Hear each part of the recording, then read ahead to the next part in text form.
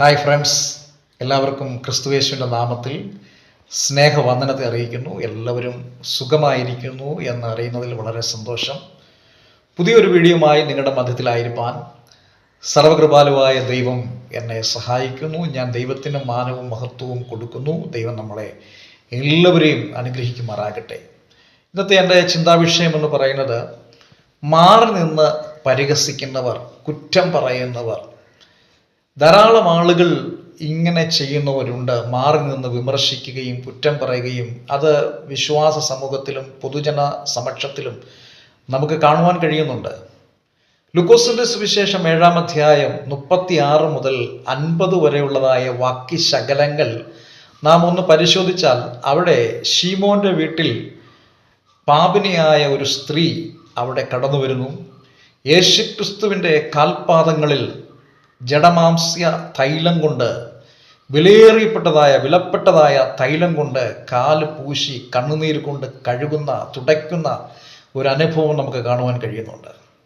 ഇത് കണ്ടിട്ട് മാറി നിന്ന് വിമർശിക്കുന്ന, അല്ലെങ്കിൽ ഇത്രയധികം വില കൂടിയതായ തൈലം കൊണ്ട് ഇങ്ങനെ ചെയ്യണമോ എന്ന് പറഞ്ഞുകൊണ്ട് മാറി നിന്ന് കുറ്റമായിട്ട് വിമർശിച്ച ആളുകൾ അവിടെയുണ്ട്.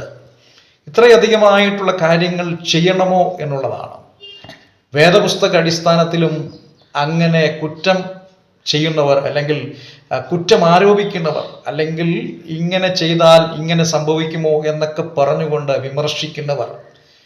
ഓർക്കുക, പരിഹസിക്കുന്നവരും കുറ്റപ്പെടുത്തുന്നവരുടെയും ഇടയിൽ കുറ്റങ്ങളുണ്ട്, അല്ലെങ്കിൽ നിന്ദയുണ്ട്. അവരും കുറ്റം ആരോപിക്കപ്പെടുന്ന മറ്റൊരാളാൽ കുറ്റം ആരോപിക്കപ്പെടും എന്നുള്ളതായ സത്യം കൂടെ നാം മറന്നുകൊള്ളരുത്, അല്ലെങ്കിൽ മറന്നു പോകരുത്. കാരണം ക്രിസ്തുയേശുവാണ് ഏറ്റവും അധികമായി ബോഡി അഷെയിമിലേക്ക്, അല്ലെങ്കിൽ പരിഹസിക്കപ്പെട്ടതായ ഒരു കഥാപാത്രമായി നിൽക്കുന്നത്. നമുക്കറിയാം, മത്തായിയുടെ സുവിശേഷം വായിക്കുമ്പോൾ 26, 27 അധ്യായങ്ങളിലേക്ക് വരുമ്പോൾ തന്നെ ശാരീരികമായിട്ടും മാനസികമായിട്ടും അവഹേളിച്ചതായ അനുഭവങ്ങളുണ്ട്. ശാസ്ത്രിമാരും പരീശന്മാരും മാറി നിന്ന് പരിഹസിച്ച അനുഭവങ്ങൾ. ഇവനാണോ ദൈവത്തിൻ്റെ പുത്രൻ, ഇവനാണോ രക്ഷകൻ എന്ന് പറഞ്ഞുകൊണ്ട് തുപ്പുകയും വല്ലാതെ പരിഹസിക്കുകയും നിന്ദിക്കുകയും ചെയ്ത അനുഭവങ്ങൾ കർത്താവിന് അവിടെ ഉണ്ടെന്ന് നമുക്ക് മനസ്സിലാക്കുവാൻ സാധിക്കും. അതുകൊണ്ട് തന്നെ വിലപ്പെട്ടതായ തൈലം കൊണ്ട് പാപിനിയായ സ്ത്രീ യേശുവിൻ്റെതായ കാൽ കണ്ണുനീർ കൊണ്ട് തുടച്ചപ്പോൾ യേശു അവളോട് പറഞ്ഞത്, മകളെ, ഇനിയും പാപം ചെയ്യരുത് എന്നുള്ളതാണ്. നാം ഇനിയും അടുത്തൊരു സ്റ്റെപ്പിലേക്ക് കടന്നു ചെല്ലുമ്പോൾ, വിമർശിക്കുന്നവരും കുറ്റപ്പെടുത്തുന്നവരും നിന്ദിക്കപ്പെടുത്തുമ്പോഴും ഇനിയും നാം അങ്ങനെ ചെയ്യരുത്. ഒരാളെ നാം സപ്പോർട്ട് ചെയ്ത് അദ്ദേഹത്തെ നേർവഴി കാണിക്കേണ്ടത് ആവശ്യമായ കാര്യമാണ്. മാറി നിന്ന് കുറ്റം പറയുവാൻ അനേകരുണ്ടെങ്കിലും ഒന്ന് ആശ്വസിപ്പിക്കുവാനും അടുത്ത് നിന്ന് ആശ്ലേഷിപ്പിക്കുവാനും സമാധാനത്തിൻ്റെ പാത പറഞ്ഞു കൊടുക്കുവാനും കഴിയാതെ പോകുന്ന എത്രയധികം ആളുകളുണ്ട്. കുറ്റപ്പെടുത്തുമ്പോൾ ഓർക്കുക, നാമും ആ പാപത്തിൻ്റെ ലിസ്റ്റിൽ പെടുന്നവരാണ്. അപമാനിക്കുമ്പോഴും ഓർക്കുക, നാമും ആ പാപത്തിൻ്റെ ലിസ്റ്റിൽ പെടുന്നവരാണ്.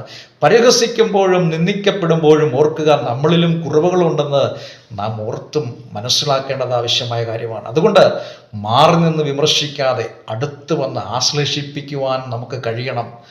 അങ്ങനെയാണ് നമ്മുടെ ജീവിതത്തിൽ ക്ഷമാപൂർണമായ ഒരു ജീവിതം ഉണ്ടാകേണ്ടത്. പലപ്പോഴും നാം അകന്നു നിന്ന് കുറ്റം പറയുന്നവരാണ്, ദുഷിയും പഴിയും നിന്ദയും ഏൽക്കുന്നവരാണ്. എന്നാൽ അടുത്ത് ചെന്ന്, മകനെ, മകളെ, ഭാരപ്പെടേണ്ട, നമുക്കൊരുമിച്ച് നിൽക്കാം, ദൈവം നിന്നെ സഹായിക്കും എന്ന് പറയുവാൻ എത്ര പേർക്ക് കഴിയും? ദൈവം ഈ ആലോചനകളാൽ ദൈവം നമ്മളെ വഴി നടത്തുമാറാകട്ടെ. ക്രിസ്തുവിൻ്റെ പാത നമുക്ക് പിന്തുടരുക, ക്രിസ്തുവിനെ അനുഗമിക്കാം. ദൈവമായ കർത്താവ് നമ്മളെ ഏവരെയും സഹായിക്കട്ടെ. God bless you all. Thank you.